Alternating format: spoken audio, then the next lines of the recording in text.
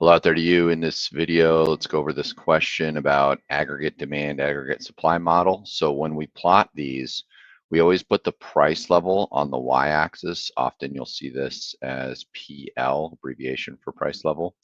Down here on the x-axis, we're going to say output or real GDP. Sometimes could be written just as Y.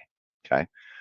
So this was the data given, and I just had Excel plot these points here. So this blue line is aggregate demand. Often you could just label it right on your graph as aggregate demand.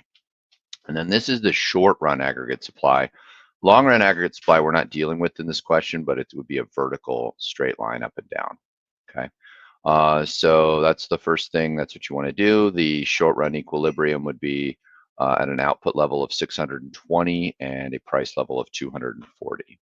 Now it says imagine that the government tax cut happens. Aggregate demand becomes higher at 50 for each plot level. So what you could do is you could go through this and just add 50 to here, add 50 to here, add 50 to here. So if you did that, I'm just going to put it on the graph here.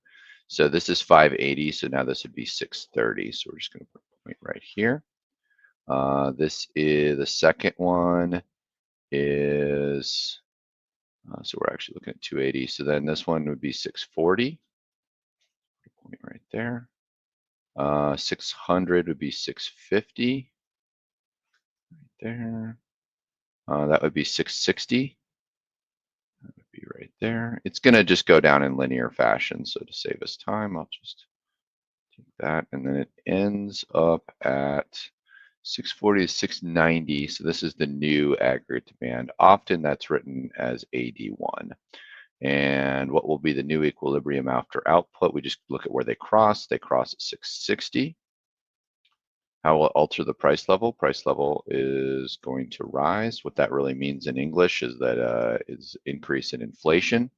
And what will happen to employment? Employment will rise. More spending means more jobs are going to be needed to be filled. So more output requires more labor. So we're going to have an increase in employment. So that's how to think through a shift in aggregate demand and how to graph that using Excel. But if you were doing this by hand, you could just plot the points on graph paper too.